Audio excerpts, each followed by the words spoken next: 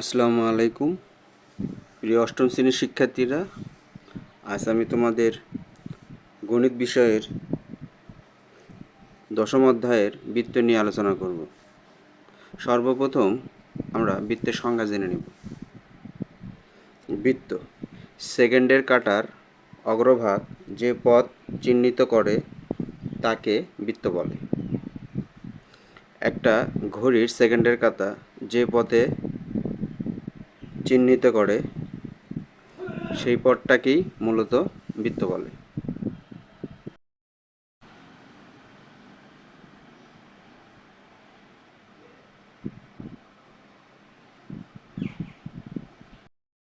প্রিয় শিক্ষার্থী, এবার আমরা বৃত্তের জ্যা সম্বন্ধে জানব।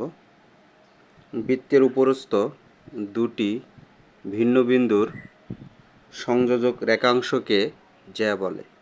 এটা একটি বৃত্ত। বৃত্তের উপরে দুটি বিন্দু এ এবং বি নেই।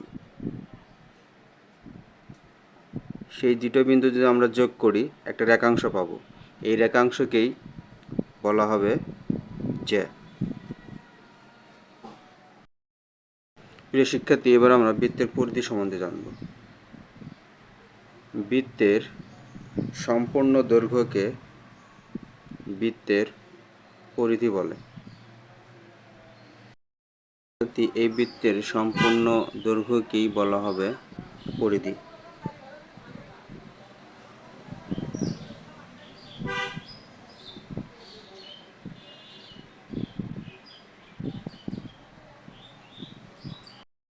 শিক্ষার্থী, এবার আমরা ব্যাস নিয়ে জানব। বৃত্তের কেন্দ্রগামী জ্যাকে ব্যাস বলে। প্রিয় শিক্ষার্থী, এখানে আমরা তিনটি জ্যা দেখতে পাচ্ছি। একটা এবি জ্যা, আরেকটি সিডি এবং আরেকটি ইএফ। এই তিনটি জ্যার মধ্যে শুধুমাত্র একটি জ্যা সিডি, এই জ্যাটি বৃত্তের কেন্দ্রের মধ্যে দিয়ে গেছে, যার কারণে এই জ্যাকে আমরা কি বলবো? ব্যাস বলবো। এবার আমরা ব্যাসার্ধ সম্বন্ধে জানব। ব্যাসের অর্ধেককে ব্যাসার্ধ বলে।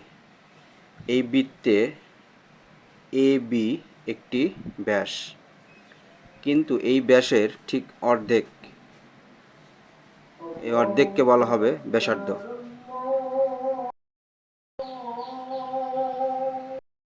শিক্ষার্থী, আমরা একটা বৃত্তকে দুটো অংশে বিভক্ত করেছি, উপরে একটু অংশ, নিচে আরেকটা অংশ। এই প্রত্যেকটা অংশকেই বলা হবে এক একটি চাপ।